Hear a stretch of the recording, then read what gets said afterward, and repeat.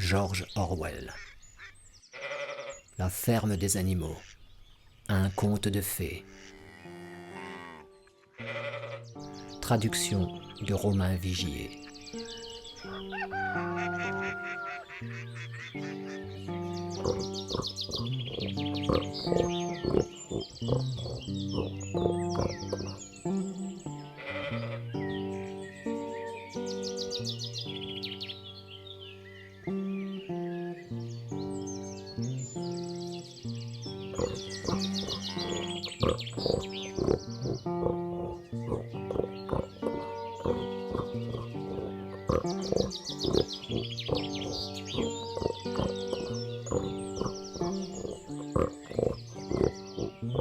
Chapitre 1.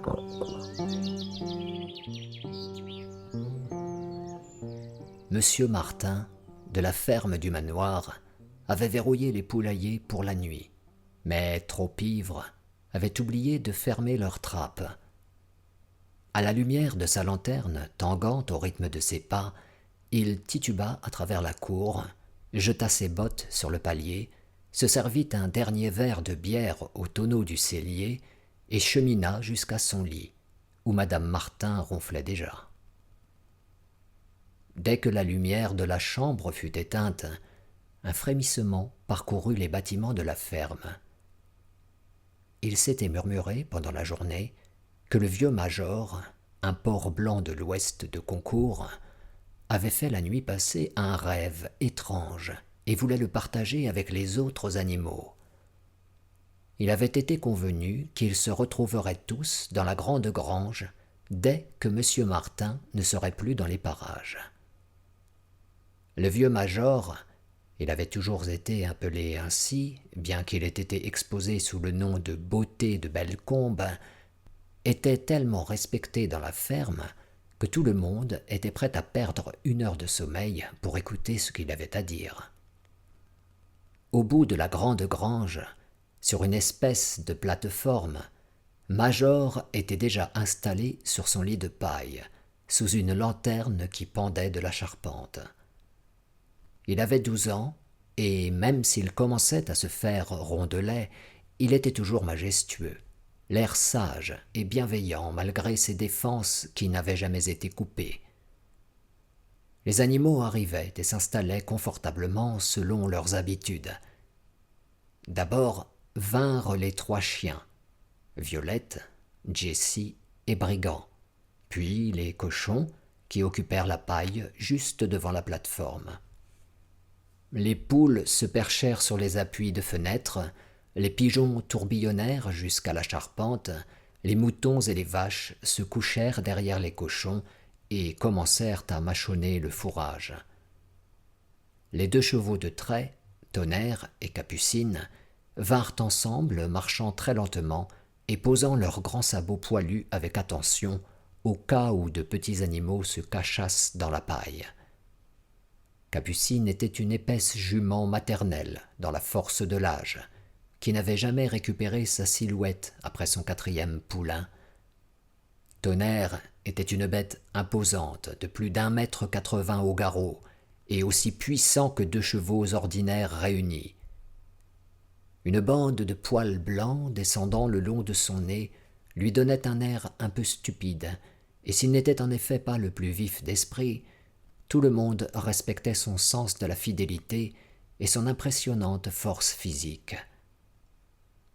Après les chevaux vinrent Mireille, la chèvre blanche, et Benjamin, l'âne. Benjamin était le plus vieil animal de la ferme et avait le plus mauvais caractère. Il parlait peu, sauf pour émettre des remarques cyniques.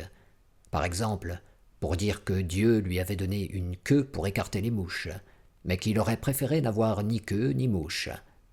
C'était le seul animal de la ferme qui ne riait jamais. Quand on lui demandait pourquoi, il répondait qu'il ne voyait pas de quoi rire. Néanmoins, sans l'admettre ouvertement, il était dévoué à Tonnerre. Ils passaient tous les 2 leurs dimanches dans le petit enclos, derrière le verger, à brouter l'un à côté de l'autre, sans rien dire. Les 2 chevaux venaient juste de s'asseoir quand une nichée de poussins qui avaient perdu leur mère se ruèrent dans la grange, en piaillant faiblement et errant d'un bout à l'autre pour trouver un endroit où ils ne se feraient pas piétiner. Capucine fit une sorte de barrière autour d'eux avec ses grandes pattes avant, et les poussins s'y nichèrent confortablement avant de s'endormir profondément. Au dernier moment, Marie, la jolie mais sotte jument blanche qui tirait le cabriolet de M. Martin, entra en minaudant joyeusement, mâchant un morceau de sucre. Elle prit place vers l'avant et commença à remuer ostensiblement sa crinière blanche, espérant attirer l'attention sur les rubans rouges qui y étaient tressés. En dernier arriva la chatte, qui chercha, comme d'habitude, la place la plus chaude. Elle se glissa entre Tonnerre et Capucine, et ronronna de satisfaction pendant tout le discours de Major, sans écouter une seule de ses paroles. Tous les animaux étaient à présent réunis, sauf Moïse, le corbeau apprivoisé, qui dormait sur un perchoir derrière la porte du fond. Quand Major vit qu'ils étaient tous confortablement installés et patientaient attentivement, il se racla la gorge et commença. « Camarades, vous avez déjà entendu parler du rêve étrange que j'ai fait la nuit dernière. Je vous le raconterai plus tard. J'ai autre chose à vous dire d'abord.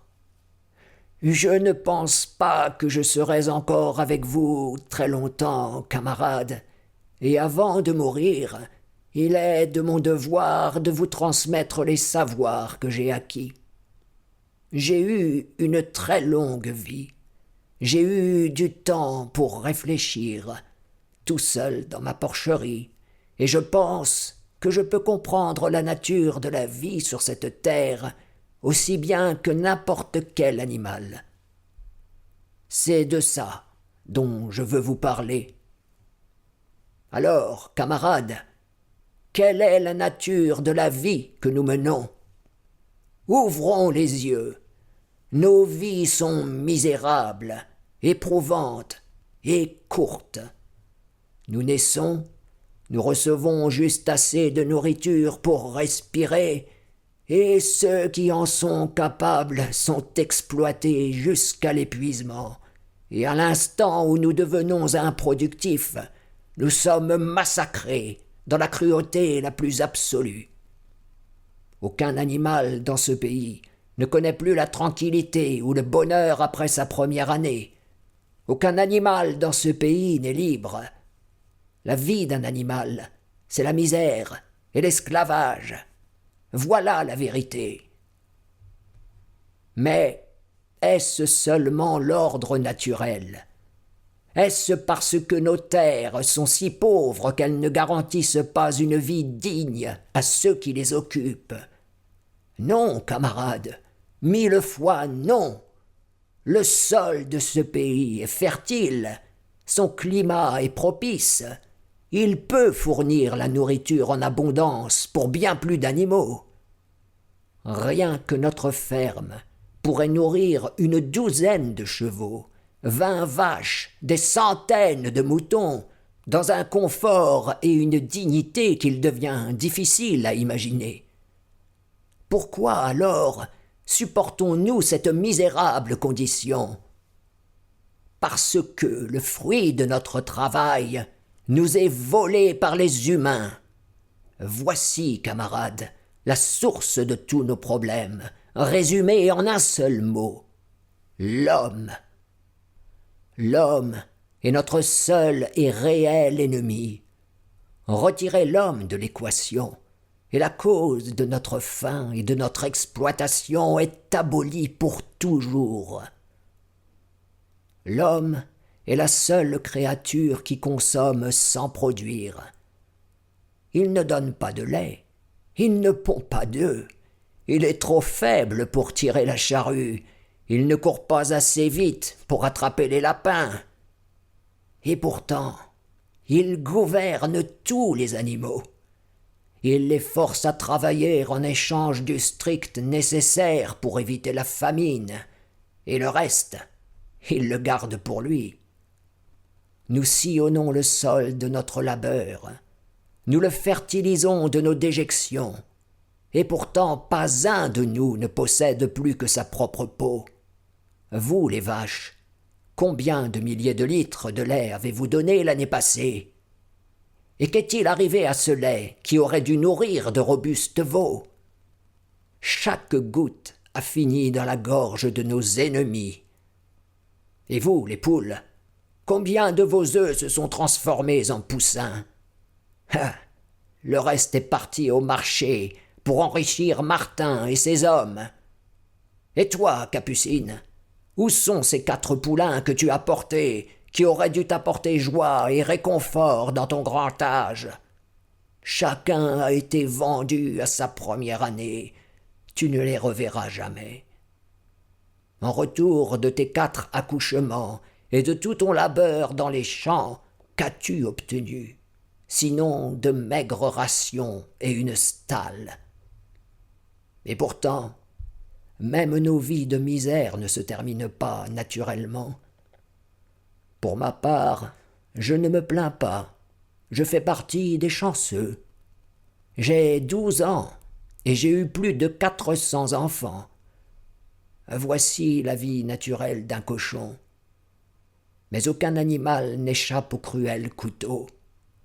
Vous, les petits porcelets assis en face de moi, chacun d'entre vous hurlera à la mort sur le billot cette année. Cette horreur est notre destin commun. Vaches, cochons, poules, moutons, nous y passerons tous. Même les chevaux et les chiens n'ont pas un meilleur avenir.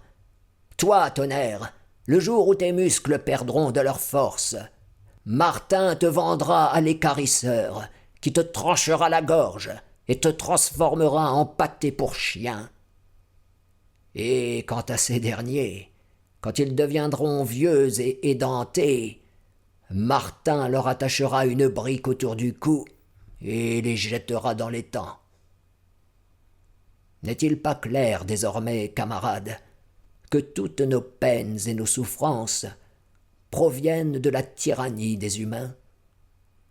Débarrassons-nous de l'homme, et le fruit de notre labeur sera nôtre. Quasiment du jour au lendemain, nous pourrions devenir riches et libres. Que devons-nous faire alors? C'est simple. Travailler nuit et jour, corps et âme, au renversement de la race humaine. Tel est mon message, camarades. Rébellion. Je ne sais pas quand cette rébellion aura lieu. Peut-être dans une semaine ou dans un siècle. Mais aussi sûr que je vois cette paille sous mes pieds, tôt ou tard, justice sera faite. Faites-en votre objectif, camarades, pour le restant de votre courte vie. Et par-dessus tout, transmettez mon message à ceux qui vous succéderont, que les générations à venir poursuivent la lutte jusqu'à la victoire. Et souvenez-vous, camarades, votre volonté ne doit jamais faillir. Aucune dispute ne doit vous disperser.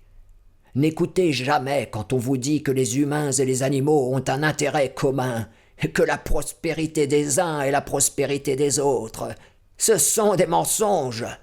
L'homme ne sert les intérêts d'aucune autre créature que lui-même. Et parmi nous doit régner une parfaite unité, une parfaite solidarité dans la lutte. Tous les hommes sont des ennemis. Tous les animaux sont des camarades. Il y eut à ce moment un énorme tumulte. Pendant que Major parlait, 4 gros rats étaient sortis de leurs trous et s'étaient assis pour l'écouter. Les chiens les avaient repérés, et ce ne fut que par un saut rapide dans leurs trous que les rats avaient sauvé leur peau. Major leva sa patte pour obtenir le silence. « Camarades, dit-il. Voici un point qui doit être tranché. Les créatures sauvages, comme les rats et les lapins, sont-elles nos amis ou nos ennemis?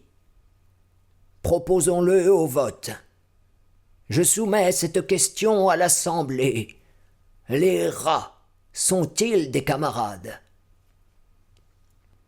Le vote eut lieu, et il fut décidé à une écrasante majorité que les rats étaient des camarades. Il n'y eut que 4 contestataires, les 3 chiens et la chatte, mais on découvrit par la suite que cette dernière avait voté dans les 2 camps. Major continua. Je n'ai pas grand-chose à dire de plus. Je me répète, mais souvenez-vous toujours de votre devoir d'hostilité envers l'homme et son monde. Tout ce qui se dresse sur 2 jambes est un ennemi. Tout ce qui se dresse sur 4 jambes ou a des ailes est un ami. Et rappelez-vous que dans notre lutte contre l'homme, nous ne devons pas lui ressembler. Même quand vous l'aurez vaincu, n'adoptez aucun de ses vices. Aucun animal ne doit habiter dans une maison, dormir dans un lit, porter des vêtements, boire de l'alcool, fumer du tabac, toucher de l'argent, faire du commerce. Toutes les mœurs de l'homme sont le mal. Et par-dessus tout, aucun animal ne doit jamais exploiter un autre animal. Faibles et forts, intelligents et simplets, nous sommes tous frères. Aucun animal ne doit tuer un autre animal. Tous les animaux sont égaux. Et maintenant, camarades, je vais vous parler de mon rêve de la nuit dernière. Oh, je ne peux pas vous le raconter en détail. C'était un rêve du monde d'après la disparition de l'homme. Mais il m'a rappelé quelque chose que j'avais depuis bien longtemps oublié. Il y a de nombreuses années, quand j'étais un jeune porcelet, ma mère et les autres truies fredonnaient une vieille chanson dont elle ne connaissait que l'air et les 3 premiers mots. Je connaissais cet air dans mon enfance, mais il m'était depuis bien longtemps sorti de la tête. Cette nuit, pourtant, non seulement il m'est revenu dans mon rêve, mais les paroles me sont revenues également. Des paroles, j'en suis certain, qui étaient chantées par les animaux de jadis, et qui furent oubliés pendant des générations. Je vais vous les chanter, camarades.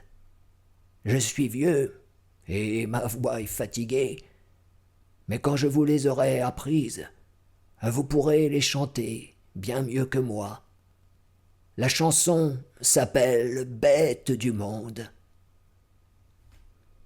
Le vieux major s'éclaircit la gorge et commença à chanter. Comme il l'avait dit, sa voix était fatiguée, mais il chantait plutôt bien, et c'était une chanson entraînante, quelque part entre Clémentine et la cucaracha. Les paroles étaient les suivantes. Bête d'ici et bête de là-bas, bête du monde et de tous les climats, écoutez donc ces joyeuses nouvelles d'un avenir où la vie est plus belle. Tôt ou tard, le moment surviendra où l'homme jamais plus ne régnera et où les champs fertiles du pays seront parcourus de bêtes amies. Les anneaux disparaîtront de nos nez, nos dos ne porteront plus de harnais, les éperons rouilleront à jamais, les vils fouets seront pour toujours muets. Plus riches qu'on ne peut l'imaginer, l'orge, l'avoine, le foin et le blé, le trèfle, les carottes, les navets, seront tous nôtres en ce jour désiré.